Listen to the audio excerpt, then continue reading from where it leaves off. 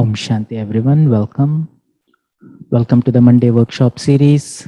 As always, every Monday we have a special guest speaker who comes and share their personal experience. And today is a very special occasion with Sister Chandru being with us in our Vyakt stage. And Sister Chandru has touched many souls, and they impacted many lives, including me and a lot of sisters here.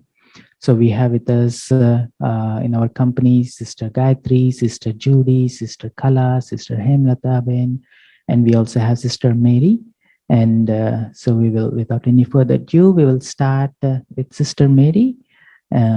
Sister Mary has been part of San Francisco family for more than a decade. I was also fortunate to have Sister Mary's company and mentorship when I first started my career with spirituality. So without any further ado, I request Sister Mary to share how Sister Chandru has impacted her, share some of the key moments that you had, and if you can guide us into a few minutes of meditation after your sharing, that will be great. If each one can share around 15 minutes, that will be perfect. Thank you. Om Shanti. Om Shanti. And thank you for this opportunity to share tonight. It's really wonderful for me to be able to share what I have learned from Sister Chandru. I've never had this opportunity before. But first I'm remembering the first time I met Harshabai when we had just acquired Anubhuti, and he used to come out here on weekends for entertainment, and I'd see him putting on a roof one week, and I'd see him tearing down a dining hall the next week, and I was quite joyful to watch that transition from a karma yogi having good, clean fun on weekends to a really refined instrument who is helping so many souls. So nice to be here tonight, and so many things I could say about Chandru Ben. I think I'm going to start at the end. You know, Chandru Ben, her style of leadership was very indirect. And she was not in the front very much. She didn't hover over people. She didn't micromanage. She trusted people. This was her leadership style, I would say. She trusted people, and she definitely trusted me a lot. And because she trusted me, even in things that I'd never done before, I felt that I had to live up to Chandru Ben's trust. I had to do a very good job because she entrusted me. And so that was a big motivation in my learning, to be worthy of the trust that she had given me. And she trusted me in doing a variety of things. Of course, she put me into interfaith work, which has been one of the biggest joys of my life. And she entrusted me to teach. She entrusted me to take care of the promotions for the center. She sent me out to buy furniture and stoves sometimes. Lots of ways that she trusted me. But this style of hers of not putting pressure on, but she would check up to make sure if things got done, and she would see if we needed any guidance. And if need be, she would say a few words, but not very many. And so after living with her for about 8 years, I then relocated to Chicago. And there was another sister there at the time who was the center coordinator. And a few months after I arrived in Chicago, the other sister moved on. So here I was in a role that I was completely unprepared for. And so what I drew upon was, what would Chandru Ben do in this situation? How would Chandru Ben have advised me? And of course, many times I did call her and say, what do I do? But by and large, I had internalized Chandru Ben so much, her very quiet form of leadership. And I have to say, it's taken me a long time to really be able to have the trust in myself that she had in me. And then I find myself now, because there are a lot of young adults at the Chicago Center, I hear myself saying the same things that Chandru said to me when I was young. And then I have to kind of laugh because I didn't like those things when Chandru said them to me. But there was wisdom, there was truth. And another important thing I learned from Chandru was how to make people feel comfortable. She just had this way of people in her presence would relax and be comfortable, and they wouldn't feel like they were in the presence of a great spiritual leader. Although they knew that about her, they would feel very comfortable, like they were in the presence of a friend. And once Chandru in 2015, Chandru came to Chicago, and we took her to meet the head of the Science of Spirituality organization, which is worldwide and very big in Chicago because their founder started his spiritual life in Chicago. And so they were having this big annual outdoor fair called Veggie Fest. And there were thousands of people and lots of stuff going on. And we had an appointment to see this brother. And we wound our way in a little golf cart. They took us to where he was. And now these two spiritual leaders who had never met before, first time, they're standing face to face. I'm thinking, maybe wondering, what are we supposed to say to each other? And Chandru laughs and she says, "You're all dressed in white. You look like one of us." And everybody in the room laughed. And then the two of them sat down and chatted like old friends. And she immediately broke the ice that way. And she had that ability to do that with everybody. And another quality of Chandru was she deeply cared about people. And if people were able to take care of themselves on their own, she didn't interfere. But whenever there was a need, she would step in. And we were way back in maybe 1991, we were at the Global Conference of United Religions Initiative, and it was in Rio de Janeiro in Brazil. And there was at this conference a group of Buddhists who were very close friends from the San Francisco Bay Area. There are about 10 of them. And so at this conference, they served vegetarian food, but the vegetarian food contained onion and garlic, which the Buddhists don't eat. These Buddhists did not eat onion and garlic. And also the Brahma Kumaris don't eat onion and garlic. And so Sr Chandru had arranged for the Brahma Kumaris Center in Rio to bring us a meal every day. And she also knew that the head of the Buddhists, Reverend Hung Shur, was a surrendered monk, which meant he didn't carry money. So he had no way of getting his own food. So she went up to Reverend Hung Shur and she told him that every day the Brahma Kumari sisters will bring a meal for each one of the Buddhists. And that really won their hearts because there was really nobody else there who could have taken care of them in that way. And they will always remember that. I know Reverend Hung Shur will always remember that, as well as I always remember the way that she very quietly took care of people. And one other thing that I'll share about Chandru, when I first moved into the center, I remember there was some big program that we were doing. And you know, a lot of people were saying at the funeral yesterday how much Chandru has been emphasizing togetherness. We have to be together. We have to be unified. And what does that mean? So we had this big program coming up, and everybody who lived in the center, we all got together to decide what to do. And the meeting started with everyone, one at a time, telling their idea. What should we do in this program? And everybody was kind of promoting their own idea, like my idea is the best, and this is what we should do. And Chandru just listened. And after everybody had shared, she said in her quiet voice, "We're all experts. We all have master's degrees. We all have good ideas. Now, what are we going to do?" And we all instantly recognized that it wasn't about my idea. It was about working together as a group. And I didn't connect the dots that that's what Chandru was having us do until just recently.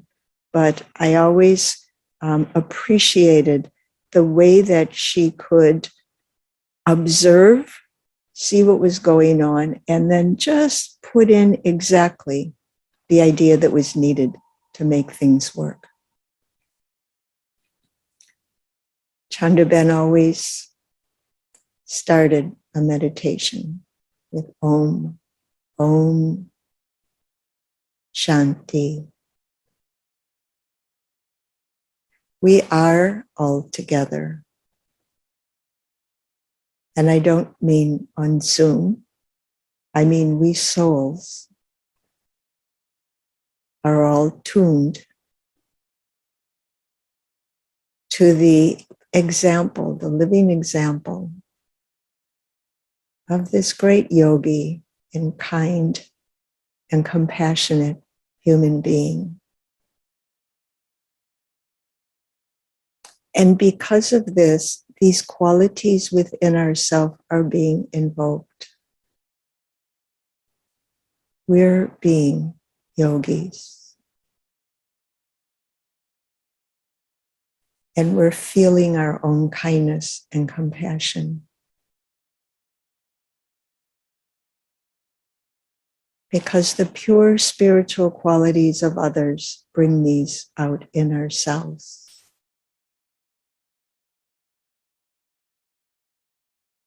Chandru always remembered Baba, the Supreme Spiritual Father, in everything that she did.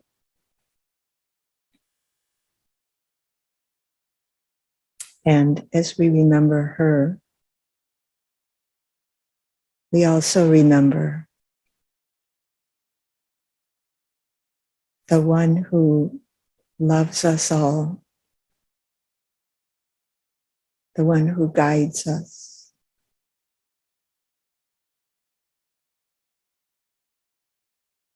the one who took Chandru in his hands and crafted a beautiful spiritual jewel so that we might see her sparkle, be inspired, follow her example, and see ourselves as children of God.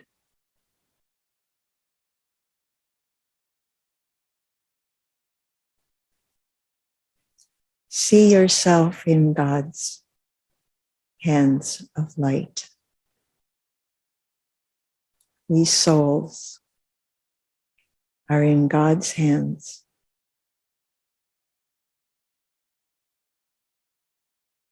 And God, as our loving Father, is crafting a beautiful jewel out of each one of us.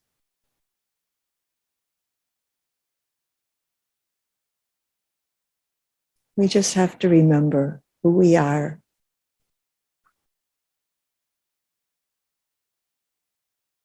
And remember the one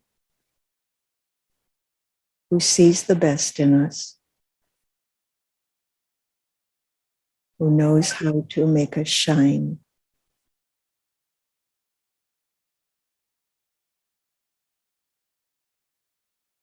And as you listen to all of this wonderful sharing to come about Chandru, see yourself as this jewel being carved,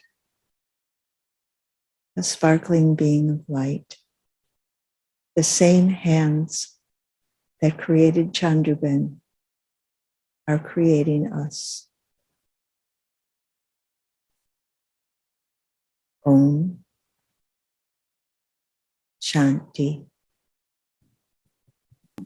Today we have with us Sister Himlata. She has been with the Baba for a long time, and she has been a friend of Sister Chandru.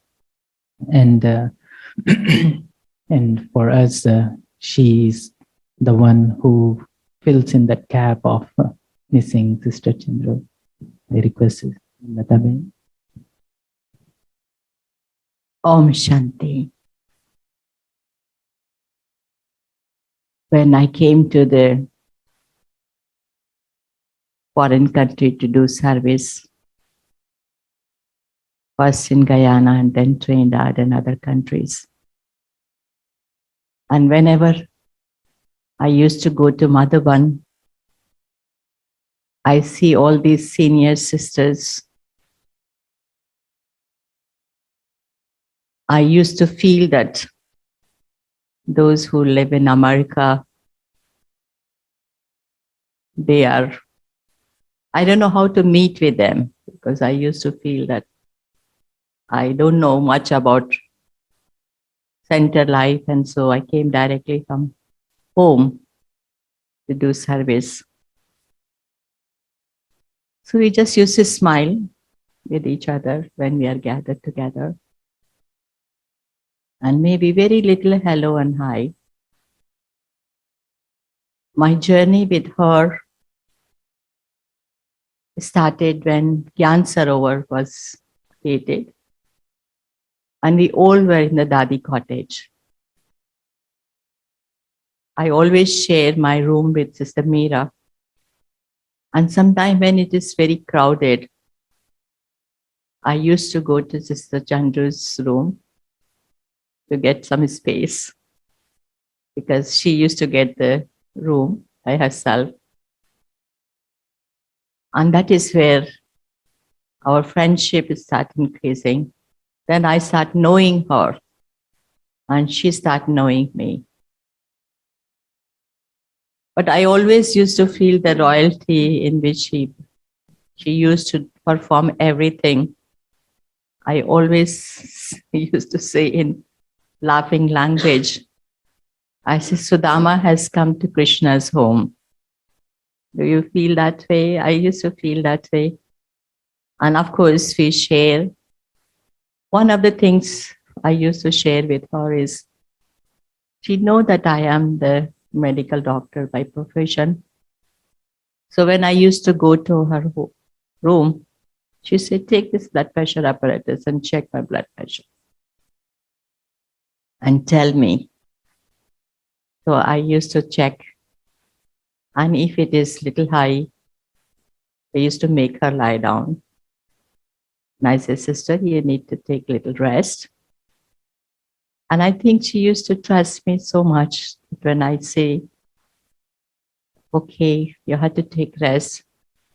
And I say, if anything you need, please feel free to do anything. And then we started sharing our friendship, as well as sometimes she said, okay, I don't eat this, but do you want to share something? And I say, I don't have to eat anything much, but I will definitely patronize whatever you have. So I will take little by little things from her and give the company while she's eating. And then I will come, laugh, we talk. But there was some inner connection was there. Something, when you see somebody, you feel that inner feeling, whether it's a stranger or whether it is someone who you know. So like this, we started going. She also asked me that how you must dress, how much you do this thing, that thing. So I listen as a big sister. And so we started having the more and more connection in the Gyan server and going in the programs. Sometimes she will say, come and sit in the car and let us go here, let us go there. So I whether I want or I don't want, but I just go along with her, which was, of course, something sharing, good sharing. Then I said to myself one day that I must invite her to come to the Caribbean. And she came to Caribbean. She came to Trinidad, she went to Guyana, she went to Suriname. And I was just having this thought in mind that whether she will be able to adjust coming from America, to the Caribbean. But when she came to Caribbean, she was like little child. All the childhood days come in her mind. Everything, whatever we have, all produced. And she said, "Oh, we could make this and we can make that, or make this one or that one." Like we had a patra, and Gujarati people like patra. So she said, "Oh, I can make some patra, and we all will." So it means she will make, but of course we help a lot to her because we know that she may not have. So all the produce which we have, taking the fruit from the tree and eating the fruit from the tree, eating avocados, I think she enjoys so much that I could not believe that coming from the setting of the America, she will enjoy so much going here, going there, meeting with the VIPs and meeting with this student, the various teachers. And one thing she told me that, "Sister, you will able to get a lot of sisters who can organize, who could be administrators, and who could be office worker. But you will not get many people to be mother." So in some way, I take the message on my own self, because I myself used to be running here, running there. And at that time, I was very good for the organizing the programs and organizing VIPs, minister, prime minister, to tie Rakhi, etc. Those days, I was more on those type of things. So I felt that she not only giving the message to other sisters, but she giving the message to me also. And I felt that she was going in that way, that she was giving the motherly love to everyone, whosoever were there, teachers or the students. And I pick up that part from her, to be like a mother everywhere she went. And that at least stuck in my mind, that I just don't have to be just organizing this, organizing that, but I had to be like a mother. And I repeated this particular conversation which she had with other sisters also. I say, you understand this, what Sister Chandru Ben was talking to us. She was saying that you could become the organizer, administrator, and the teacher, and you can also become the officer. But now I think you must get this message that you all had to become like a mother. Mother means sustainer. And all other is like creators. We become Brahma, then we become Vishnu, then we become Shankar. So in the Shankar stages, if people come with a lot of problems and difficulties or obstacles, we had to listen to them, and then we had to give a special sakash or special power to them, and so that they can overcome their problems or anything. So I learned from her to be playing the part of Vishnu, that is sustenance, and shift from the organizing to that level. And like this, my one's friendship, it started increasing. I learned thing. It's not just a friendship, but it was something which we learned from each other. And then she came back. I invited 2 times there, and she also invited me a few times in a retreat place here also. So it become like a coming to West Coast become easy. Even 40th anniversary also, she sent a message, invitation to come, and I was able to reach here for the 40th anniversary also. So like this, I was learning. It is a friendship of learning from each other. It was not just a friendship with kind of attachment. Sometimes we don't see each other for 1 year, and when we meet each other as if we met yesterday. And this time also there was a great, great pull. And I call her and I ask her if you will be in Peace Village. But because our program of Latino and the Caribbean people were different, so we came in the beginning of the June. So I said, you will not be there, and I have not seen you since 2-3 years. I think you must, I must, if you don't come there, then I will come and meet you. And so I came to see her here. We spent about 3 days. I did not get any signal of anything, but I find that she was in the best stage, and she was meeting with great love. She, at one point, she said she could not believe that I came all the way from the Caribbean to meet her. And she was holding my hand all the time and going around, going to the lunch, breakfast, lunch, dinner. I did not realize that she has become so nice, so good physically, that she walked herself to the 3 meals together. I don't know whatever was in her mind and whatever everybody feels. So we used to eat the breakfast, lunch, and dinner with her, the chit chat, with the walk, outing, everything we did. And then we came to the center, we met. We never take the picture with her. We never get this click that we must take the picture with her. But before we was going from the center, taking the leave from the center, we come out halfway on this step. And then I said, then somebody said, oh, we did not take the picture with her. So we went back and we take the picture with her. It was a Monday before Wednesday she get sick. And then I left. When I heard about her, that she gets sick, I say, I don't know what I must think about. Think I went the last, I must think, I don't know. I could not think about anything. And I just say, something good must happen, something good must happen. And then I heard about that.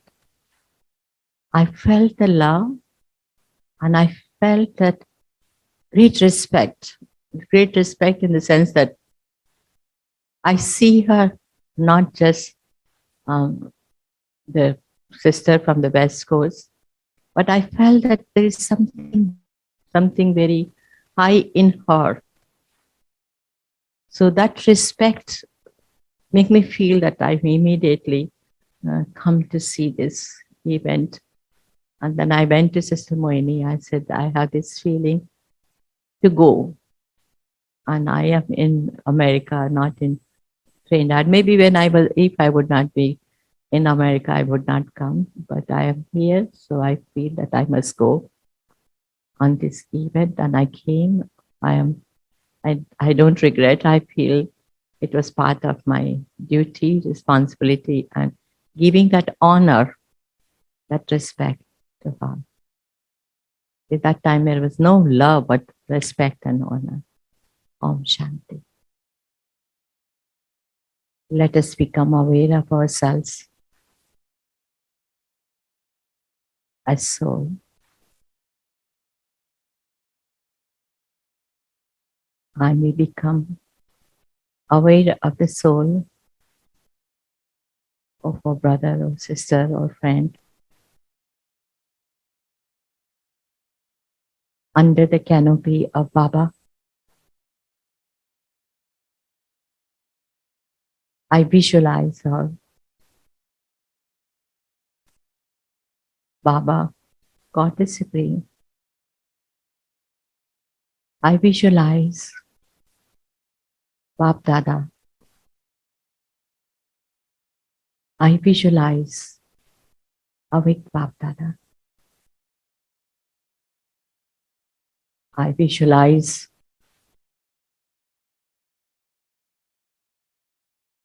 all our and sister souls, embracing her in the light of love.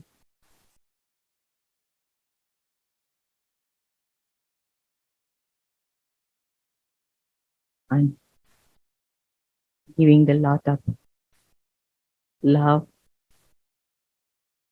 comfort,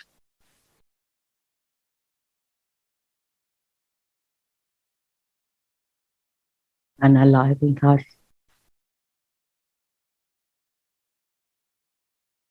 to radiate the energy through her.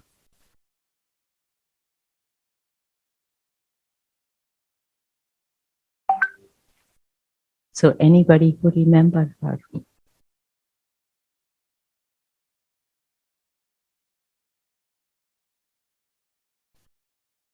feel Baba's love.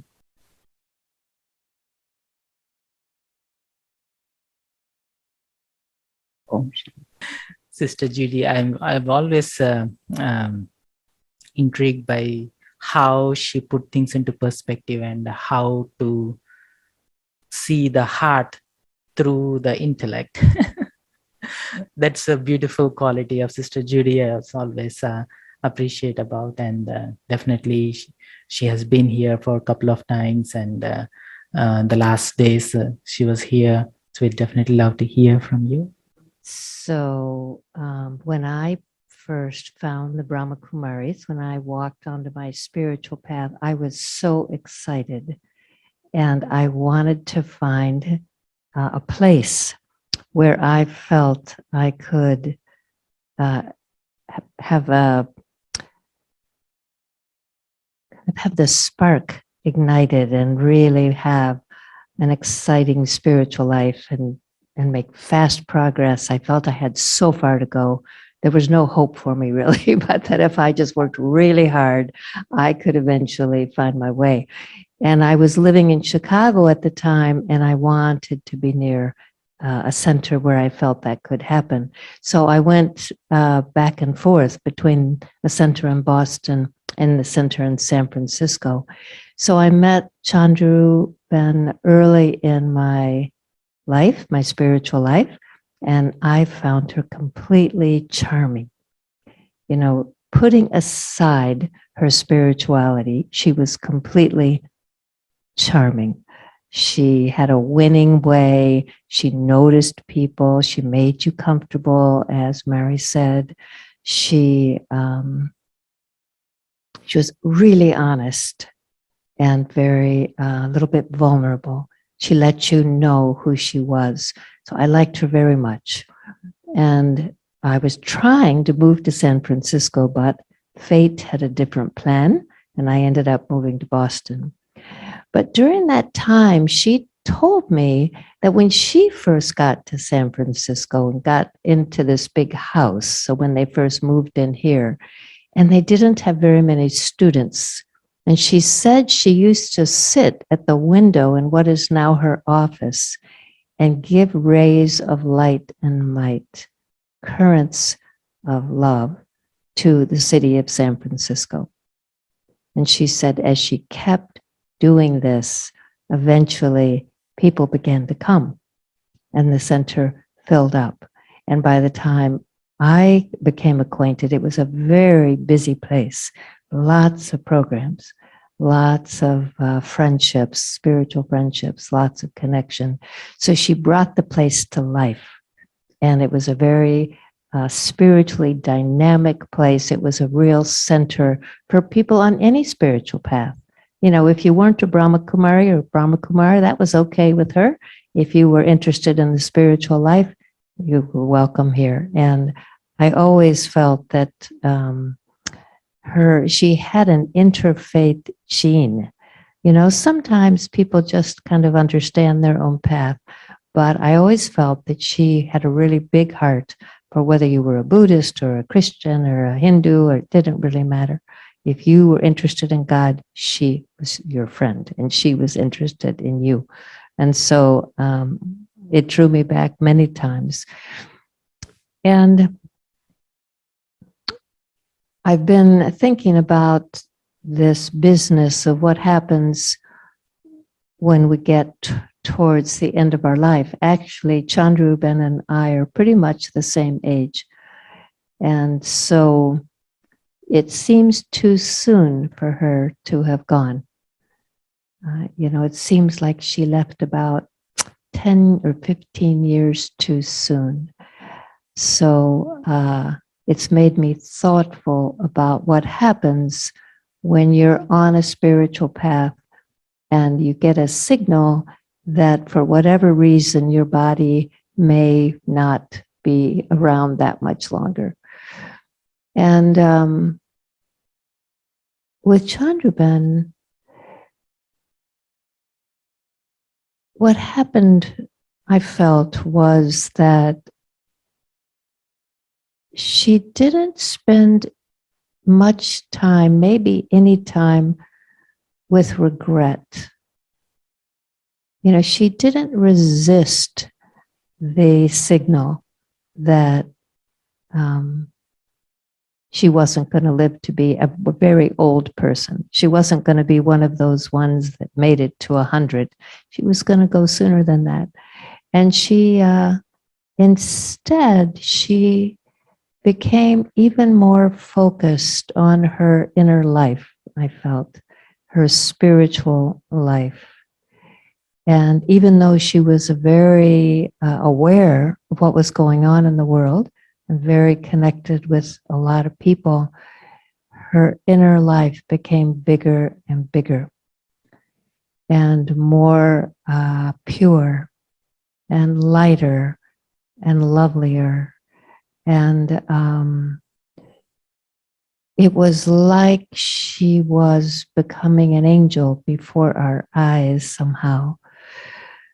And so Sister Kala and I came out here in December to see her because she had had a stroke, I think, a fairly minor one, but still enough to get our attention. So we dropped everything and flew out here in December. And she was so pleased. And her excitement showed up in this repeated message that she wanted us all to be together. And I felt this was both a physical request, come sit with me, and also some kind of a spiritual request. Let's draw together in our hopes. Let's draw together in our aspirations. Let's draw together in our meditations, in our remembering of God, in our practice. And it was an irresistible invitation. So we just drew closer and closer together. She wanted to eat together. She wanted us to sit around her bed when she couldn't get out of bed, which we did with our plates. She told us where to sit. You sit there, you sit here, so she could see everyone. And but she didn't really want to talk that much. Once you were seated, she was happy. And she would look at you with that contentment, and you felt that this is how things should be. We should all be here together, quietly eating, quietly kind of communicating with our eyes. And during the time that we were here, she had another event. It was a short event. It was kind of a little racing heart and high blood pressure. And she was trying to tell us what was going on, that she felt tight. It felt tight, but she didn't have language for it. And so we were leaning into her, trying to pick up the vibration of what she was saying, because she didn't lose any of her clarity, but she lost some language. So her ability to convey what was going on for her became simpler, a lot simpler. But quite clear. So when that event was over, and we were sitting with her, she said, "It's so amazing. We're up there and there's nothing really there. And then we're down here and we're all together." And it felt to me like she had looked on the other side of some veil and could see a world that we couldn't see from where we were sitting. It was like she had a glimpse into this world of light somehow. And she was trying to like convey to us the difference between being there and being here with all of these spirits that we were. And there wasn't much to say, right? What do you say? Okay. But then this message about unity and about being together became more and more persistent. And I really heard it as a spiritual call.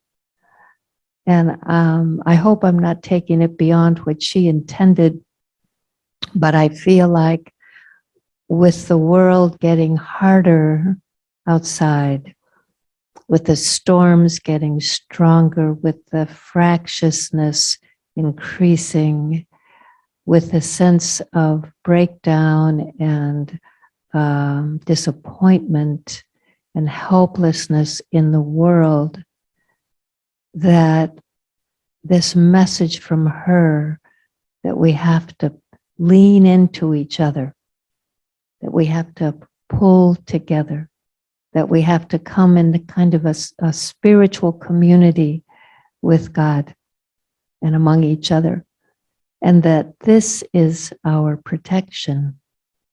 This experience of light, this experience of lightness, because as she proceeded, her language got simpler and her being got lighter. She really didn't complain about anything that I noticed. She just was insistent that we had to be together. And she would say, it's so important that we're together. So when she finally left, she was someone who left slowly. So even at the end, after she had her final kind of bigger stroke, she was still there a little bit, right? She was still responding a little bit. Her last words were home. She wanted to go home. And we're pretty sure she meant the big home and not the little home, although we don't have her here to check. But I feel like she slowly moved from the world of things and action and event and a hard time into this world of angels and light. And that she was moving back and forth for a bit. It was like she'd go and glimpse and come back and tell us, we have to be together. We have to be together. And then she'd go and look again and come back and tell us again. So I felt she was really giving us a message that we should take to heart, which is that when you're in a hard time, when the waters get really choppy and the waves get really high, you have to lean together in the boat, right? You have to lean into each other and you have to lean towards God, because that's how we're going to get through it. We're going to get through it with love. We're going to get through it with lightness. We're going to get through it with kindness. We're going to get through it with courage. We're going to get through it with confidence. And she had all of that. And at the end, she was completely courageous and filled with light. So I I feel like she did a great favor for all of us in the way that she went, that her exit was a beautiful gift. And it's left me feeling quieter, and it's left me thoughtful, and it's left me feeling like we need to pay attention to the more subtle things going on, because much of what's going on right now is very noisy. It's very chaotic, and it really grabs your attention. But just because it's noisy doesn't mean that it's the most important thing going on. The most important thing going on is the quieter thing, the subtler thing, the thing filled with light. And I feel like that's what Chandru Ben was showing us. So maybe we take a few minutes and just sit quietly and start with the awareness of just how much heaviness there is in the world, how much we're aware of what people need and their sorrow, and how important it is that without losing our contact with them or losing our compassion for them, that we become strong inside, just like Chandru Ben did. And so, remaining aware of all of that out there, I would invite you to turn your attention inside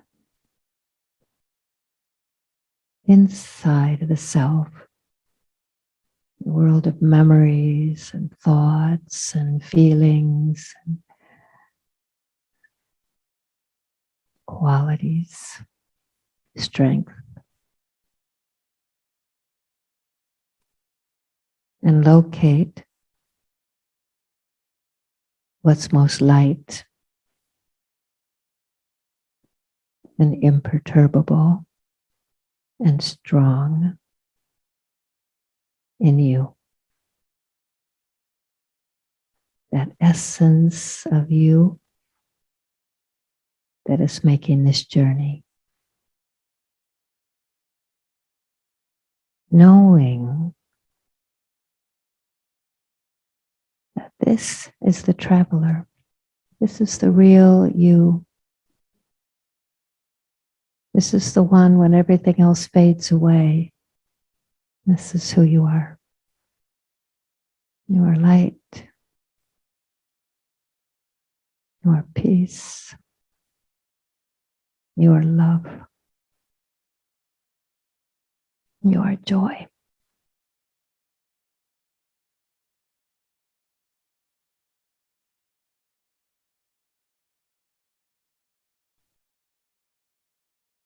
And that no matter how much the world wants to pull your attention,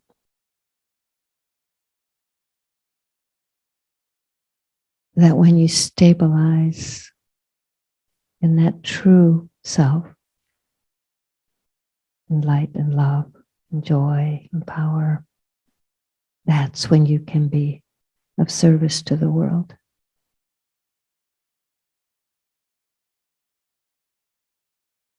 And just as Chandru Ben asked us all to be together,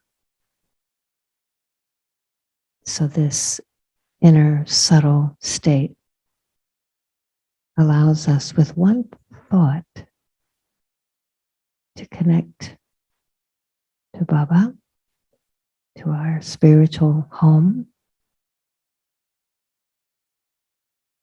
to our parent, and then to radiate out from that place to everyone in the world.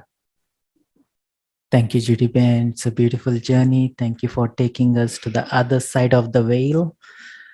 And definitely, Sister Chandru lived her life fully without any regrets. We never heard ever saying, going back to the past. She wants to make this day fully sunny day, let's go out, sit together. And simplicity is very profound, and simple words, but lots of presence. Thank you very much. Sister Gayatri has been embodying some of those qualities in UN, being a mother of the whole United Nations. and you definitely see some of Chandruben's qualities in Sister Gayatri, because she has a lot of excitement, she has a lot of liveliness. You want to live life fully, go out, express, experience, and bring everyone along in this journey. And we definitely would love to hear from Sister Gayatri. Thank you. I think I'm one of those who've been in the United States since 1978.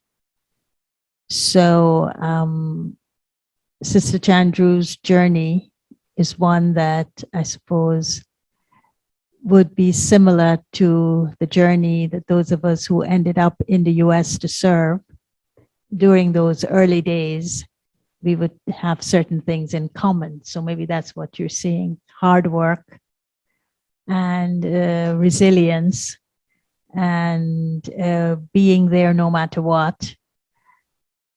But a few things I'd like to talk about very briefly, but maybe before I start talking, we could do traffic control.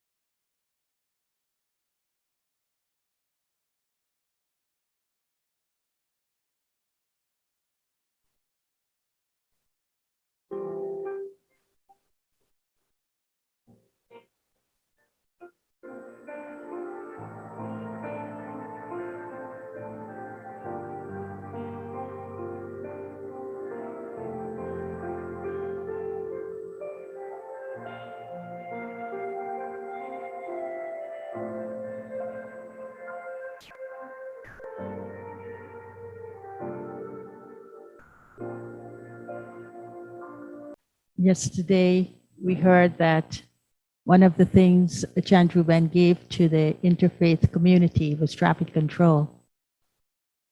And that was very beautiful to hear, because it's one of the things that Baba asks of us to do no matter where we happen to be.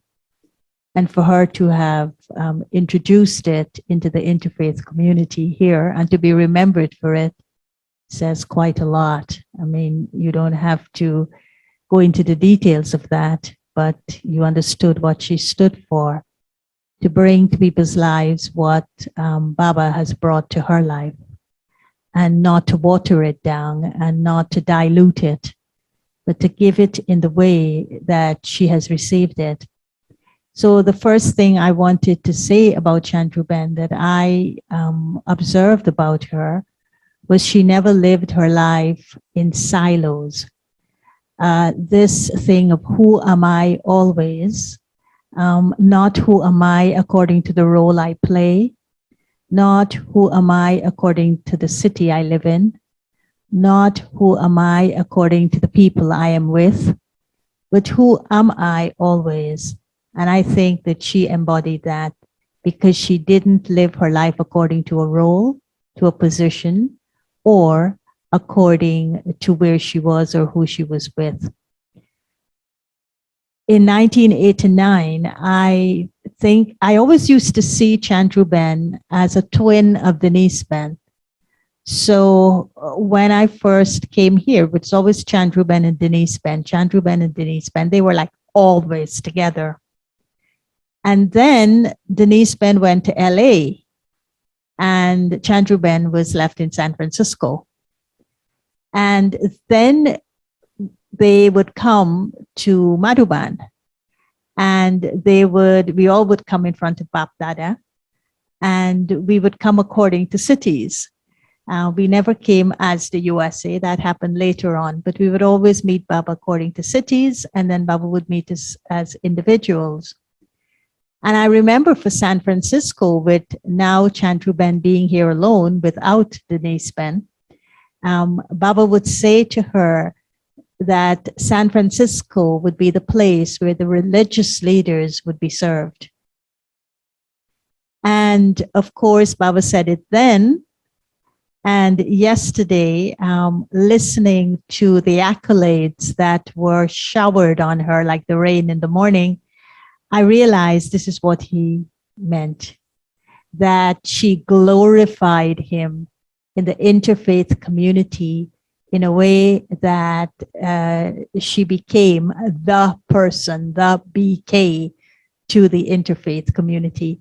And I think that that would be how she would be remembered in the United States of America, as the one who made a major breakthrough in the hearts of the interfaith community.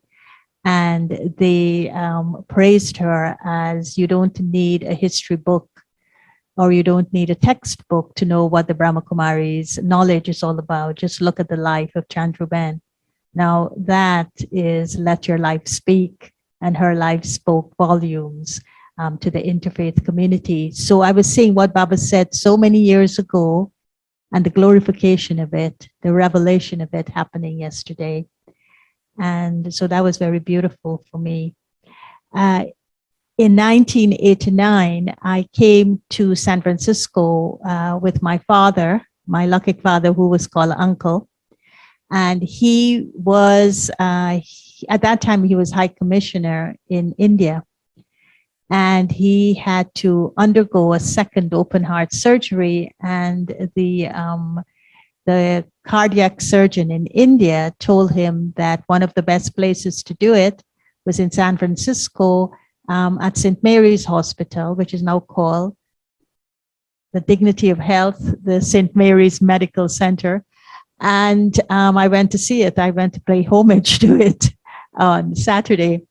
And he came here to do that second open heart surgery. And he, because of a surgeon, a particular surgeon being in this hospital, that cardiac surgeon in India knew. And so he was sent here. And I know Geeta Ben was here at that time. And so we came here, and Chandru Ben opened Baba's Center here to me, to my sister, and to my brother. And it was as if it was our home. And she just opened it. I don't think I remembered her,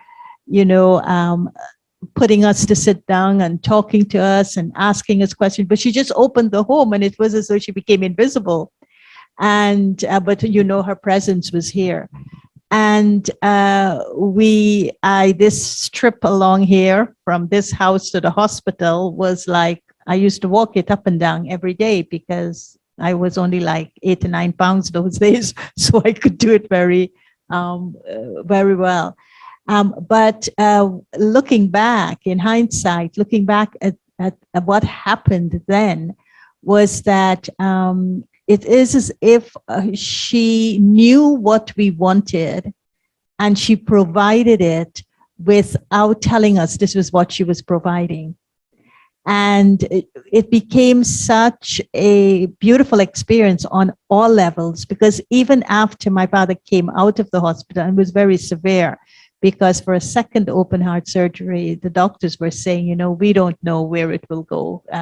And everybody was like very concerned, but she made it so light for us. She made it so, something so beautiful. And even at the end of it, she arranged for my dad to go to the residence of Chiman Bhai and Savita Ben in Fremont, where they were, and for him to recoup there. So she just didn't leave it as, coming back. I know he would need privacy. I would know he would need attention. I know he would need to not walking upstairs, up and down. So she took every little thing into consideration, and it was for a Lokik family. But she knew how much, serving Lokiks meant. So she didn't see, I'm a BK, so I can't serve these Lokik people. But she welcomed us into Baba's home here and made it so such a very beautiful experience. And then I noticed her when she would go to India. her lucky sister Kokila would be with her. And I'm saying, she never stopped to think that, oh, if my lucky sister Kokila is with me, how would the Yagya think about this? It might think that I'm attached to her, or they may think that she is serving me, but she never thought those things. She was comfortable with Kokila, and Kokila Ben was there helping her, and we all admired it, and we got close. I got close to Kokila, just observing Kokila and the way she would serve Chandru Ben and the ways Chandru Ben would serve her. And so as I'm thinking about, how she saw serving and being with people, she never said, well, what would it look like if this one was with me? Or what would it look like if that one would be? So she was a whole person, and she lived a whole life, and she served as a whole person. And looking at that aspect in her life, she would have had no regrets, because she never did something thinking that, how would this look? Or what is this? Or what is not that? Or no, she did it because she was very clear that this is something that she was doing according to who she was always, and according to, connecting to the soul in the purest way. And that is what Baba wants for all of us. And that was what she embodied in her life. I would say for Chandru Ben, this whole thing about unity, it wasn't even a year ago, I think she would have had her open heart surgery. Did she have her open heart surgery at St. Mary's? Where did she have her open heart surgery? At St. Mary's, at the same hospital? That was interesting. And after that, she started getting these series of mini strokes and stuff. And then what happened was Sister Mohini created what is called a national coordinating team. And when I heard that happened, I thought at that time, oh, what a strategic move on the part of Sister Mohini, because I was thinking more of Sister Mohini and what Sister Mohini, is thinking in the future. But now, having come here, I feel that it was a desire Baba was fulfilling for Chandru Ben. And Baba was fulfilling that desire that she had for unity, for the whole country to come together as one, to be as one, to work as one, and this togetherness that she's talking about. So I think that was a fulfillment of a pure desire of Chandru Ben, for that national coordinating team to be created, and of course to work with all the centers and bringing us together. So thank you, Chandru Ben, for having that pure desire fulfilled by Baba. And as Sister Sukanya said yesterday, we will make you proud. We will make you proud of this unity that means so much for you. We will serve as the United States of America, and we will do all the things that you will continue to do wherever Baba puts you as the instrument to serve. And I'm sure she is with Daddy G. She was so close to Daddy Kumarka, and Daddy Kumarka loved her. Oh my gosh.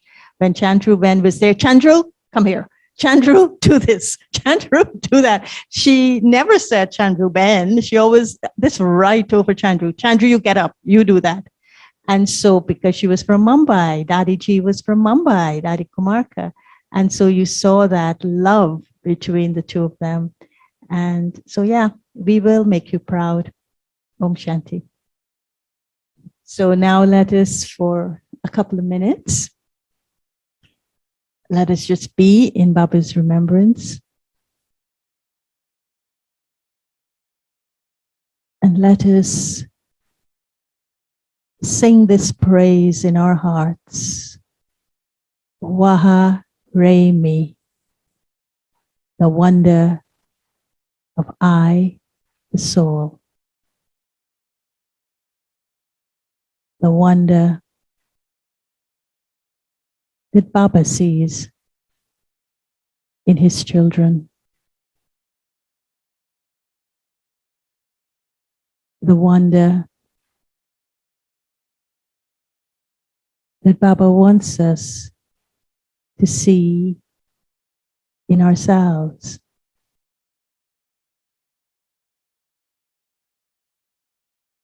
The wonder Baba wants us to see in each other. Dear Chandru Ben,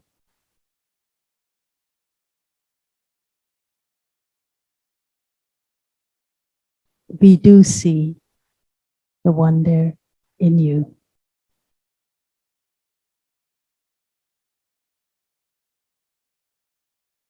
And we will continue to feel your presence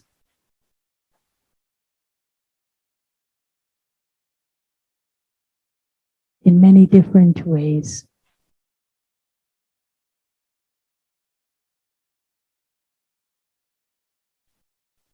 Your hard work, your dedication, your commitment,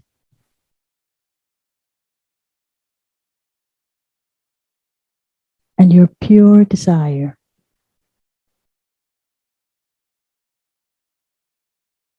for us to be one,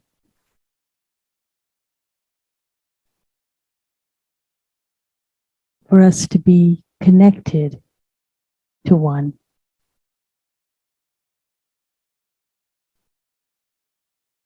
And for us to be committed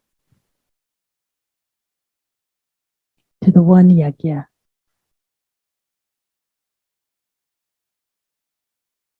This is what will keep your presence with us in wonderful ways. Om Shanti.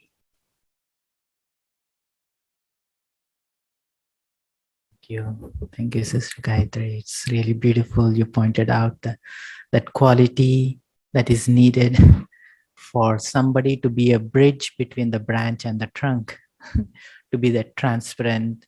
And I do remember she used to say that, see, I believe in what I believe, but I am very much comfortable with your belief. And everyone, either Christian background or Muslim background or Buddhist background, they all used to feel Chandru Ben belongs to them. And at the same time, they're very comfortable and they see Chandru Ben being very comfortable and being that bridge that holds the branch to the trunk. Either it is Laukiks or the service partners. Thank you very much. So we have with us Sister Kala, the mother of Peace Village. She has very calm, composed, and she has this beautiful way of touching the hearts with her presence and beautiful words offshore. So we'd love to hear from you.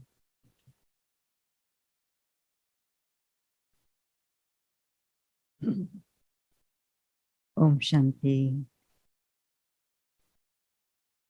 So, in a way, it's good to go last, but in a way, it's not so good to go last because so much has been said that I want to say also in different way, perhaps. But I came into knowledge about 40 years ago in New York. And so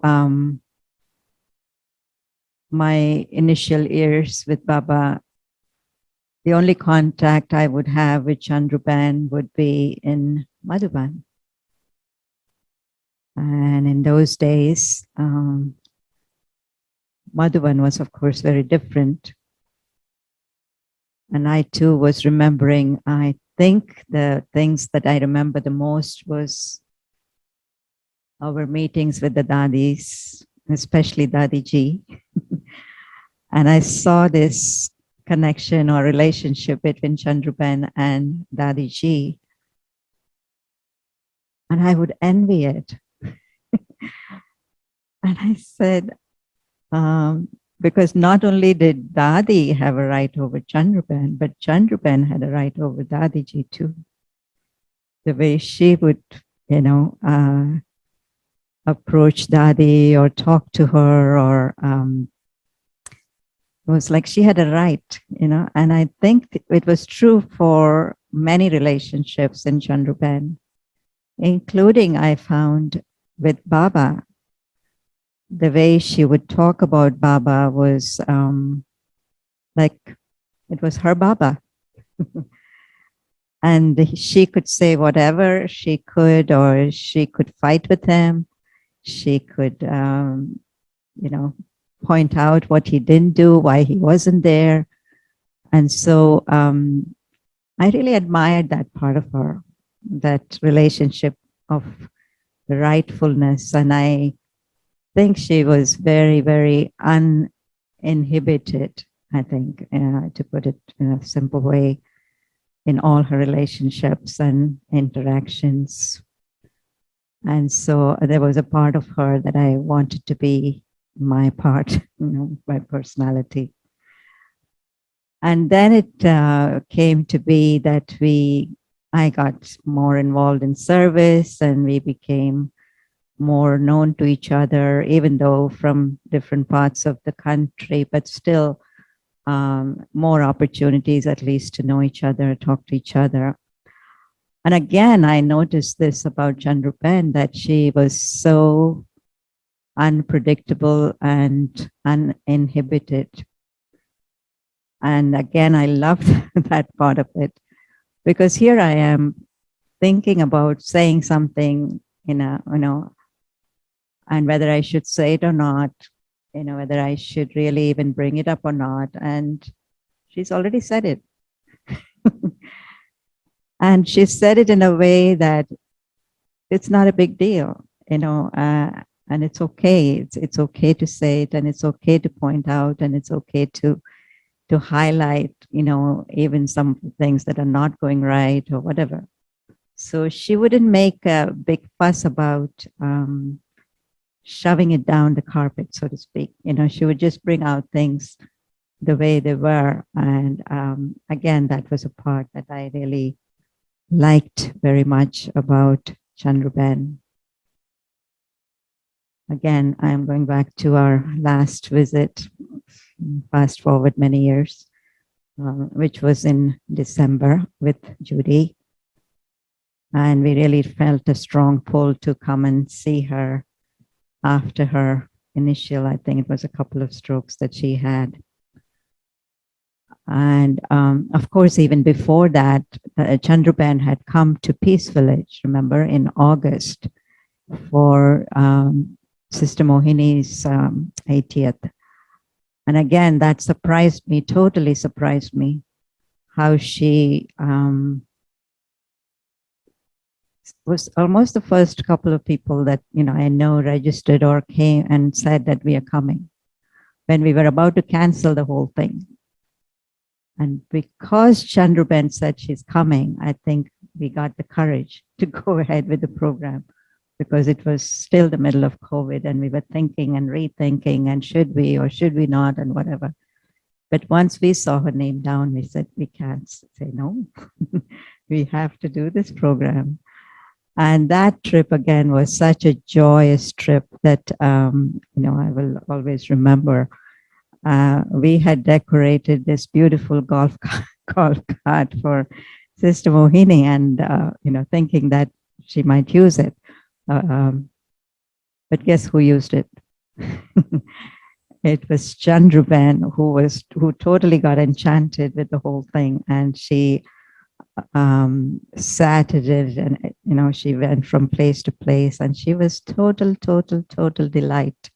That whole trip of hers was total delight, and I can vouch for almost everybody in that gathering, of course, who totally enjoyed her personality, and they really had felt the transformation, total transformation almost, in her personality over the year, or less than a year, I think. And so I think it was like seeing an angel in the making over the last year for us, and how that personality had kind of mellowed and softened and become silent and become so beautiful and loving and accepting and giving. And I mean, all her lightness stayed with her, of course, but all on top of this was all these added qualities that we could visibly see. And very, very grateful that she made it to Peace Village at that time. And very, very, very grateful that we made it to San Francisco afterwards in December. And again, going back to this highlight of the moments that we would have with Chandru Ben, it was very different. We had no idea what we were coming for. But again, the whole essence of the whole trip was how delighted she was, how happy she was, how joyful she was, welcoming she was, even in her bed. You know, you could feel her welcome as you entered the door, even though she was still in her bed. She just filled the air with her vibrations of welcoming and love. And this together feeling, I mean, it was such a strong idea that it was totally novel to us, you know. What is this all about? Come and eat together, come and sit together, come and be together, come and meditate together. Yes, of course, we know Dadis did it, Dadi Janaki did it, but we hadn't seen it at this level, you know, with any of our seniors, just come together, be together kind of thing. So it was very, very heartwarming to be part of that. And I think also that there was a much deeper secret in it. It was not just about coming and sitting with her and eating. It was like a very, very deep spiritual, not just an earning, but I think the vision that she had for us all being together in the future.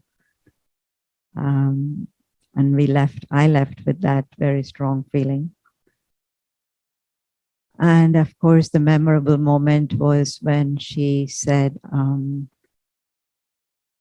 one moment you are there is nothing in the home. Of course, she was referring to. And the other moment you are here and so much is happening and everything.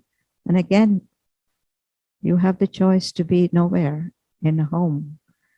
And so this up and down, the journey that she was making on her own was very inviting, you know, and of course she did that in silence, and she would invite us and sit us down in meditation time, especially in the evening. And she was a real delight to be with, and she didn't want us to leave. It was a very emotional moment, even for me, to leave last time. And I don't know if she knew anything more than I knew, but she just, I don't know if she was like that with everyone, but she just felt we have to be together. You can't leave. What do you mean you're leaving? What are you going to go and do there? So again, it was like Dadi Ji. She would say, where are you leaving for? Why are you leaving?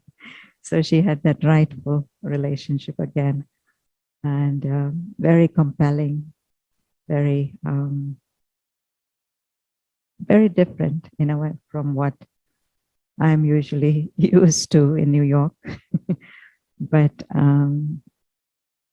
she's left a lot of beautiful memories and beautiful vision to work towards, actually, for all of us, particularly for me. So an angel in the making. We saw that in person, in practical. So, and now that angel is right where the angel is supposed to be, with God. Om Shanti.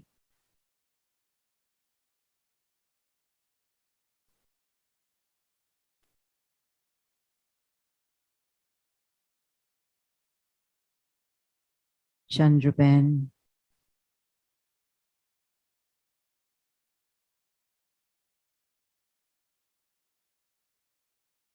we know you're hearing us.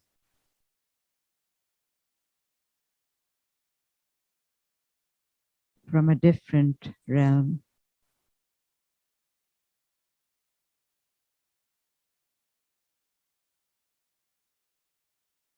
That place, that space that you loved going to.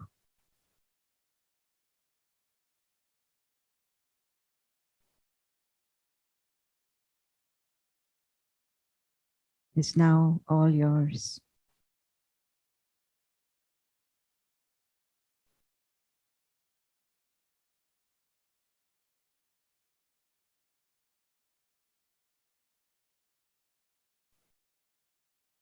You're so close to Baba.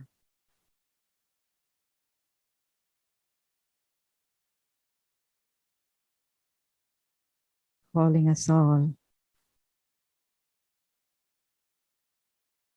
to be with you.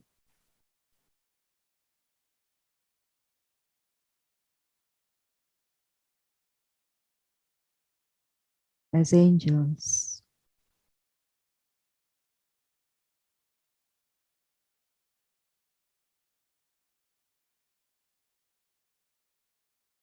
And we will be with you.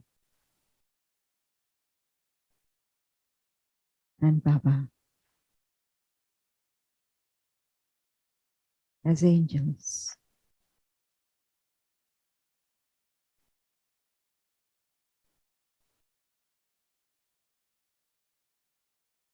Not just in our costume of light,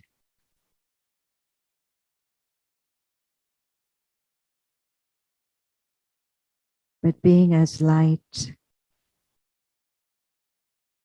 as you have shown us to be.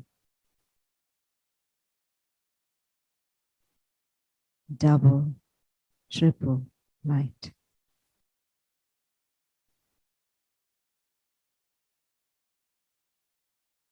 One minute there, the next minute here.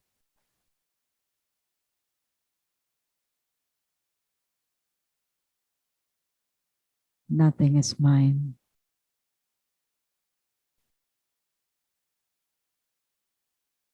No one is mine. Just Baba.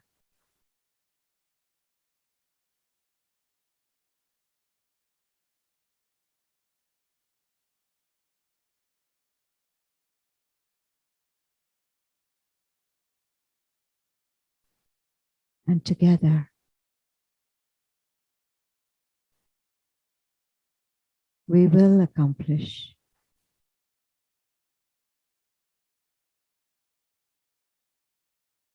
your desire, Baba's desire,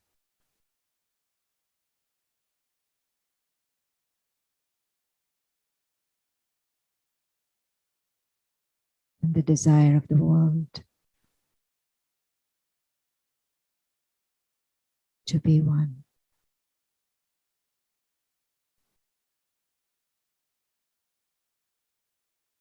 Belonging just to one.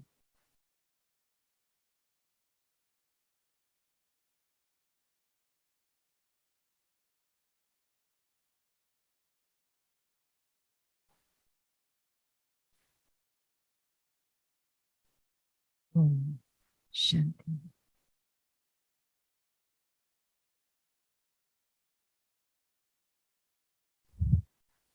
Thank you. Thank you, Kalaben. Thank you, Gayatri Ben. Thank you, Judy Ben. Thank you, Mary Ben. And thank you to Geeta Ben. She's also with us. She has been sustaining us since we don't feel that LA is too far. LA is the other room from San Francisco.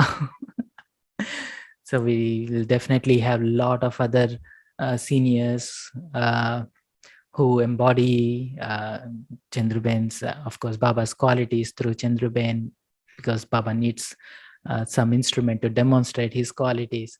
So we'll definitely have more speakers coming up, and definitely we are very lucky to have Geeta Ben and all the angels, all the seniors. Thank you everyone for joining. We love to see you again every Monday. We have this sharing sessions mainly to come close to each other, come close to Baba and family. Om Shanti. Good night.